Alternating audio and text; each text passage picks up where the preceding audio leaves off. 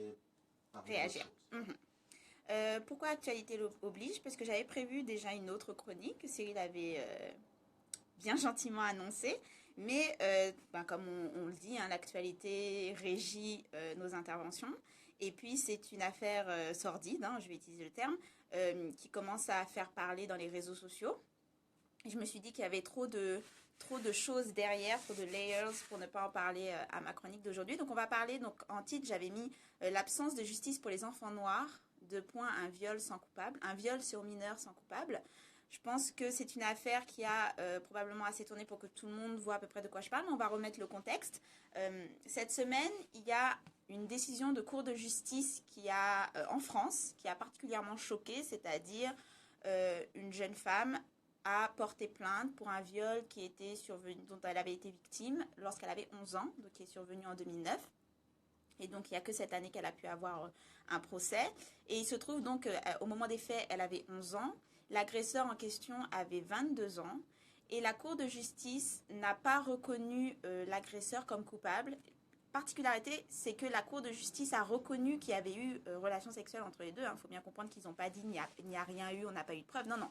Ils ont reconnu qu'il y avait eu une relation sexuelle entre les deux, mais que cette relation n'était donc pas un viol, n'était donc pas un crime. Ils ont, pour motivation du jugement, expliqué que, selon eux, il n'y avait eu aucun élément constitutif du viol qui avait pu être prouvé, donc ni menace, ni violence, ni contrainte, ni surprise. Donc, ils ont normalisé un acte entre une enfant de 11 ans et un adulte de 22 ans. Donc, on va décomposer l'affaire puisque Est-ce qu'on peut rappeler l'âge? 11 ans 11 ans et 22 et ans. 22 ans. Voilà, donc pour eux, il n'y a pas eu viol. Ce n'est pas un cas qui rentre dans les agressions sexuelles. Et ce qui a, en plus de l'âge, qui a probablement fait en sorte que cette affaire... Enfin, disons, je vais aller un peu trop vite là. Donc on va redécomposer l'affaire. Pourquoi je veux traiter de ce sujet-là? Parce que, un, il n'est pas anodin, c'est pas un incident isolé. Et deux, l'identité de la victime, l'identité de l'agresseur, le contexte national, le contexte des imaginaires... les représentations que l'on a autour de la sexualité, autour de la notion du consentement, tout est présent dans cette affaire. Tout rend cette décision de la Cour de justice ignoble, mais tout est compréhensible en fait une fois qu'on décompose et pourquoi on en est arrivé à une telle ignominie. Il faut bien comprendre en fait que dans cette histoire, l'enfant en question est d'origine congolaise. C'est une petite fille de 11 ans, c'était une petite fille de 11 ans au moment des faits, noire, en France, donc origine congolaise, et l'homme est d'origine capverdienne. Donc on se trouve dans une affaire où les deux victimes et agresseurs sont noirs. Tout comme l'a bien démontré, bien souligné Maboula Soumaoro, qui est une activiste qui a pris à cœur le sujet et qui a attiré l'attention notamment sur les réseaux sociaux. Euh, Tout d'abord, on va commencer par la notion qui a été évoquée dans cette affaire pour expliquer le jugement, c'est-à-dire la notion de consentement. En clair, ce qu'a déclaré la Cour de justice, c'est qu'il y avait possibilité que cet enfant de 11 ans ait donné son consentement pour avoir une relation sexuelle avec ce jeune homme de 22 ans qui est donc adulte. Adulte majeur, 18 ans. Il faut comprendre la particularité en France, c'est qu'il y a la majorité sexuelle qui est placée à 15 ans. Et on va revenir sur le débat que cela entoure. La majorité sexuelle est placée à 15 ans, mais ce qui est spécifique, on va dire, au système judiciaire français, c'est qu'en dessous de 15 ans, il n'y a pas de on n'a pas fixé dans la loi un âge de discernement. C'est-à-dire que ce n'est pas parce que votre majorité sexuelle est à 15 ans que vous ne pouvez pas avoir des relations sexuelles, vous ne pouvez pas donner cette idée de consentement avant vos 15 ans, ce qui est particulier parce qu'au Danemark, par exemple, on considère qu'avant 15 ans, il est impossible qu'un enfant puisse donner son consentement. En Allemagne et en Belgique, c'est 14 ans. En Angleterre, c'est 13 ans. Donc on considère dans ces pays qu'en dessous de cet âge-là, c'est impossible qu'un enfant puisse donner son consentement parce qu'il n'y a aucune possibilité pour un enfant de comprendre à quoi elle donne son consentement. De même qu'il est interdit que en dessous de 15 ans, vous puissiez donner votre consentement à une personne qui est au-dessus de 18 ans. C'est-à-dire que même si vous avez votre majorité de 15 ans sexuelle, vous avez donc ces pays où on ne reconnaît pas que le consentement puisse être donné avec un adulte parce que de base, on considère qu'il y a contrainte. Ce qui est normal, il y a contrainte par rapport au fait que vous vous trouvez face à un adulte qui exerce un rapport de pouvoir sur vous, qui exerce un rapport de force. Donc, l'idée de consentement est nulle et non avenue. Mais en France, ce n'est pas le cas. En France, on considère qu'il y a la majorité sexuelle est à 15 ans, mais en cas donc de procès pour viol, agression sexuelle, atteinte sexuelle, c'est jugé au cas par cas. C'est-à-dire qu'on laisse à chaque juridiction la possibilité de juger si le mineur était en état de donner son consentement. Donc, on peut considérer, par exemple, pour un cas qu'à 12 ans, elle n'avait pas donné le consentement, il y a eu viol, mais pour un autre, à 11 ans, selon apparemment la capacité de juger la maturité, elle aurait donné son consentement. Voilà la spécificité française dans ce cas. Ce qui est énormément sujet à débat puisque chaque pays a donc cette idée de consentement et majorité sexuelle. Et dans le cas français actuellement, ils sont en train d'évaluer la possibilité de descendre l'âge à 13 ans. Donc la majorité sexuelle à 13 ans. Et donc il y a tout un débat, il y a des appels à signature, une pétition qui tourne pour ne pas descendre cet âge et surtout pour estimer qu'en dessous d'un certain âge, le consentement est nul et non avenu. On ne reconnaît pas qu'un enfant puisse donner ce consentement. Donc là, déjà, il y a ce cas de figure-là.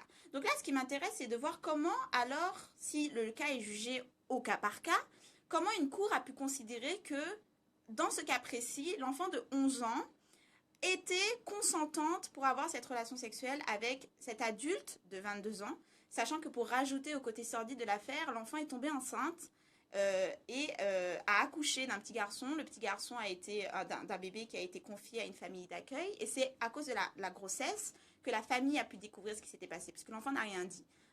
Donc elle a subi cette agression et la famille a découvert l'agression du fait de cette grossesse. Donc faut remettre encore dans tout ce contexte-là. Comme j'ai parlé de l'activiste Maboula Soumaoro parce qu'elle a fait un post Facebook que je mettrai en lien dans les ressources qui est spot on exactement, où elle fait un long post où elle dit pour bien comprendre le contexte de cette affaire, il faut comprendre que l'enfant est noir. Et on est tout le temps en train de nous bassiner avec l'intersectionnalité, mais elle le dit, l'intersectionnalité, lorsqu'il est véritablement utilisé, c'est elle. C'est-à-dire une enfant de 11 ans dont on ne reconnaît pas la capacité à être un enfant, dont la cour considère qu'il a pu avoir consentement, alors que l'intersectionnalité, c'est elle, à 11 ans. Et là, tu vois, tu es choqué par l'âge, Cyril, mais encore une fois, comme j'ai dit, il faut remettre dans le contexte de qu'est-ce que ça nous apprend sur la manière dont on perçoit une enfant et surtout dans la manière dont on perçoit les enfants noirs. Parce qu'il faut savoir qu'il y a eu des études, notamment une étude de l'école de Georgetown, qui a fait beaucoup de bruit lorsqu'elle est sortie, puisque cette étude a prouvé que les adultes, quel que soit le panorama racial, puisque c'était une étude qui avait couvert tout, donc les adultes ont tendance à considérer les petites filles noires comme plus vieilles qu'elles ne le sont réellement. Cette étude a montré qu'on a tendance à, ils disent adulterize, c'est-à-dire à considérer les enfants noirs plus vieilles dès l'âge de 5 ans. Et ça a un énorme impact sur la manière dont on traite les petites filles noires parce que du coup, on a tendance à considérer qu'elles ont moins besoin de protection, qu'elles ont moins besoin de soins, qu'elles sont adultes plus vite, donc qu'elles comprennent des notions ou des discours d'adultes plus rapidement, notamment donc elles sont plus avancées dans tout ce qui est la sexualité et les choses sexuelles. Donc le discours prouvait que les petites filles noires sont considérées comme beaucoup plus précoces, beaucoup plus vite par les adultes. Et pas seulement les adultes blancs, par tous les adultes. Et ça commence dès l'âge de 5 ans. Donc en fait, c'est une étude qui prouve qu'on ne reconnaît pas la capacité aux enfants noirs à être des enfants. Et ça touche particulièrement les petites filles noires. Et c'est d'autant plus sordide, encore une fois, puisque là, vous pouvez mettre tout en lien avec les stéréotypes et les stigmates qui touchent les jeunes femmes et les femmes noires. Parce que si vous considérez plus rapidement une enfant noire comme une jeune fille ou une adulte, c'est-à-dire que vous lui faites porter les stigmates et les stéréotypes qui sont déjà soumis aux adultes, aux femmes noires, c'est-à-dire tous les stéréotypes et les stigmates qui sont associés à la sexualité des femmes noires. J'avais fait une chronique là-dessus où on a tendance dans nos biais à avoir énormément de stéréotypes envers la sexualité des femmes noires. C'est-à-dire cette considération que les femmes noires ont une sexualité plus animale, ont une sexualité plus chaude, plus débridée, qu'on va donner notre accord pour tout et pour rien. Et surtout, selon, du coup, si on fait en lien avec cette étude, ça veut dire que on va projeter ce type de stéréotypes et ce type de stigmates, ce type d'attente envers la sexualité sur les petites filles et sur les enfants. Et ça fait lien avec l'affaire qu'il y a en France, puisqu'il faut savoir que dans l'argumentaire qui a été donné par l'avocat et par l'agresseur de la petite fille, c'est-à-dire il a évoqué le fait, et je rappelle que c'est un homme qui est également donc noir, ou en tout cas métis, il a évoqué devant le jury que dans ces cas-là, il y avait quand même, il fallait comprendre, il y avait la chaleur africaine. C'est-à-dire comme si la sexualité africaine, c'est-à-dire qu'il considérait que cette sexualité africaine ne devrait pas être mise aux mêmes normes que les autres sexualités. C'est une sexualité autre. Ou par exemple, l'âge n'est pas la même chose. Ou les rapports de force ne sont pas les mêmes. Ou finalement, le consentement pour les femmes noires, les petites filles noires, n'est pas la même. Ça explique et ça excuse le fait qu'il y ait eu ce rapport. Et cet argument a porté ses fruits. Cet argument a porté ses fruits parce qu'il s'enracine dans un imaginaire que l'on a autour de la sexualité des hommes noirs et des femmes noires, autour de la sexualité des corps noirs, c'est-à-dire une sexualité autre, une sexualité bestiale qui n'a pas ses propres limites, où les hommes noirs auraient ces pulsions, où les femmes noires seraient prêtes à recevoir ces pulsions, et où les petites filles sont beaucoup plus précoces. Tout cela s'enracine dans ce rendu, ce jugement, et c'est ce qui explique que dans ce cas-ci, on est considéré qu'il serait normal pour une enfant de 11 ans qu'elle ait pu donner son consentement à un adulte de 22 ans qui ne faisait que passer par là. C'est-à-dire qu'elle jouait dans son quartier, l'adulte passe, l'emmène dans un parc, il y a cette agression, elle rentre chez elle et la cour de justice a considéré que c'était normal. Mais c'est normal lorsque l'on considère l'imaginaire qu'il y a autour. C'est normal lorsqu'on considère la manière dont on voit les enfants noirs. Parce que ce n'est pas seulement le fait de rendre les petites filles noires plus adultes qui a un impact sur la sexualité, ça a un impact sur tout. C'est-à-dire et ça a un impact également au Canada. Parce que je voulais en profiter pour dire que ce n'est pas seulement une affaire que l'on peut voir qu'en France ou aux États-Unis.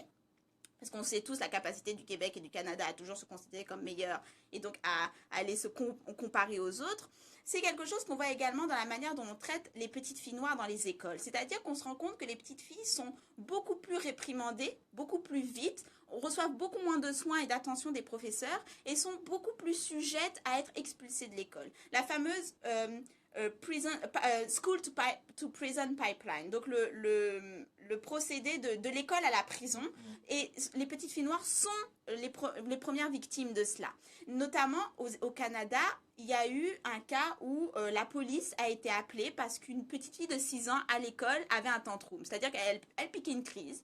Le réflexe de l'école, ça a été d'appeler la police. La police a débarqué sur les lieux, une petite fille de 6 ans, 2 hommes, 2 policiers adultes, lui ont passé les menottes aux poignets et aux chevilles.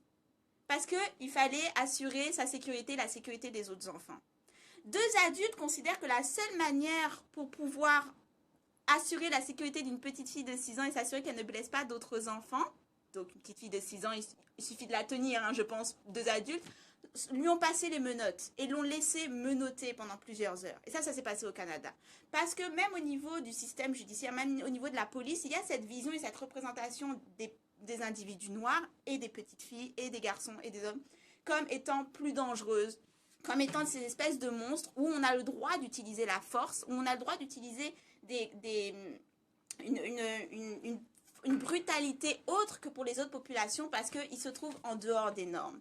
Et donc, c'est tout ce qui se voit, en fait, dans le rendu de justice de cette cour d'appel. Parce que, comme je l'ai dit, on ne peut pas le considérer comme un incident isolé. Il faut voir, en fait, tout ce qui s'est lié pour comprendre vraiment le rendu. Et c'est ce qu'a souligné Mabula... Oui, c'est ça, Soumaoro dans son post sur Facebook. Et lorsqu'elle appelait également, lorsqu'elle a dénoncé le fait qu'on est constamment en train d'utiliser l'intersectionnalité, mais lorsque c'est vraiment un cas d'exemple de l'intersectionnalité, plus personne ne le voit. Et c'est vrai, parce qu'actuellement, on a un véritable buzzword qui est devenu l'intersectionnalité. Vous le trouvez partout. Vous le trouvez dans tous les textes du gouvernement depuis ces 2 dernières années. Par exemple, le gouvernement a lancé un appel canadien, a lancé un appel à projet pour l'égalité homme-femme. Donc rien que le titre, mais si vous lisez l'appel à projet, rien que le titre vous montre à quel point cet appel à projet est tout sauf intersectionnel. C'est vraiment le plus normatif de tous les appels à projet qui soient. Mais si vous regardez dans le texte, ils ont fichu intersectionnel partout. Pourquoi? Parce que intersectionnel est en train de devenir le nouveau diversité. C'est le mot que l'on met pour dire on prend en compte tout le monde, même si en réalité dans la démarche on prend en compte personne, ou on prend en compte la norme, on prend en compte la majorité. L'intersectionnalité, c'est pas une question d'identité. L'intersectionnalité, c'est une question de mettre en lumière les rapports de pouvoir, les rapports de force, la manière dont ils s'entrecroisent, la manière dont ils modèlent des conditions de vie. L'intersectionnalité, c'est mettre en avant des sujets qui sont constamment, du fait du système, aux angles aveugles de nos études. C'est mettre en lumière des violences qui sont constamment aux angles aveugles de nos biais, de nos représentations. L'intersectionnalité, c'est ce qui nous permet de montrer comment une cour d'appel a pu considérer qu'une enfant de 11 ans, parce que c'était une petite fille noire, face à un adulte noir, c'était à normaliser leur relation. Il n'y a pas eu viol, il n'y a pas eu agression. Elle a peut-être donné son consentement. La victime aurait été différente, ou l'agresseur aurait été différent. Il est probable, il est même sûr que le rendu de cette cour de justice aurait été différent. Bien sûr qu'il aurait été différent.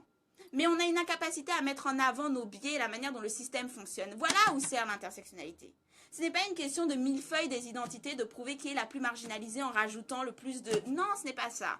Mais, encore une fois, on met en place des notions qui nous servent à mettre en avant nos conditions de vie, mettre en avant nos luttes, nos histoires, nos souffrances. Et cette notion est détournée très rapidement. Il est détourné, il est vidé de son sens et tout d'un coup, on se retrouve avec un buzzword qui ne veut plus rien dire, qui, lorsqu'on en a besoin, ne mène nulle part.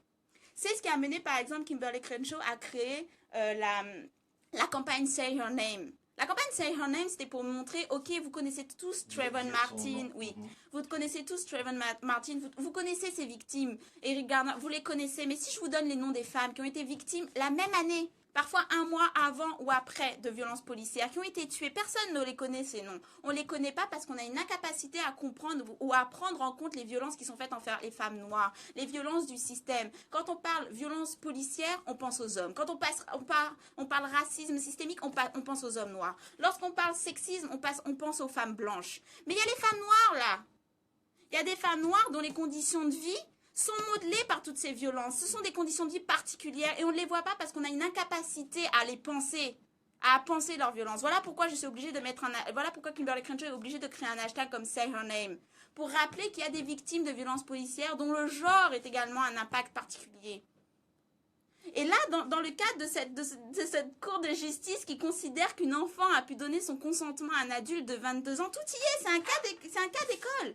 Quand je disais que vous lisez ce qui a été fait, vous voyez tout, le genre, la race, la classe, une petite fille qui vient en banlieue, immigration, tout y est. Tout y est, mais la cour de justice n'a rien vu. Aujourd'hui, le jugement a été prononcé.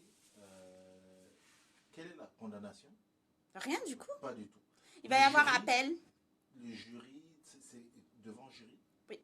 Enfin, j'ai pas réussi à trouver la constitution du jury. Je pense pas que les médias l'aient couvert. J'ai eu des gens qui disaient que le jury était constitué de blancs, mais j'ai pas réussi à avoir la preuve.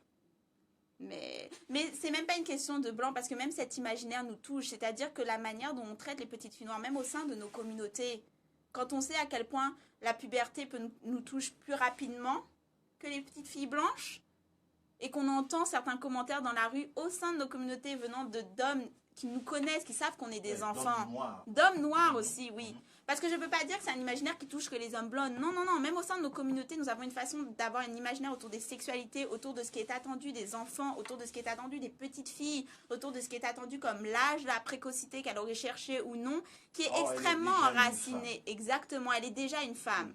C'est extrêmement enraciné chez nous aussi. Mais c'est un héritage colonial, c'est un héritage esclavagiste. Tout y est dans cette affaire. C'est ce qui la rend encore plus sordide parce que tout y est.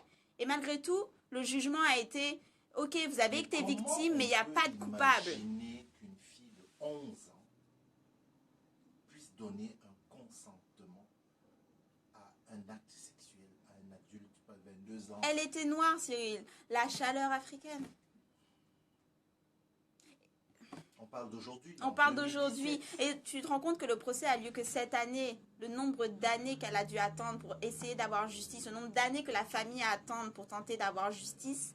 Et là, on a une cour qui déclare que cette relation était normale. La banalisation est d'une violence inouïe. Et encore heureux qu'il y ait eu cette réaction dans les réseaux sociaux. Mais s'il n'y avait pas eu de réaction, ce serait passé comme lettre à la poste. Et là, au niveau gouvernemental, au niveau des débats, ce n'est pas... Ce qui se passe en ce moment, c'est on va descendre la majorité sexuelle à 13 ans. Qui est pourtant à 15 ans en ce moment. Avec une majorité sexuelle à 15 ans, ils ont considéré qu'à 11 ans, elle avait donné son consentement. Imagine ce que ça va donner lorsqu'on va descendre à 13 ans. Ça va être à 8 ans.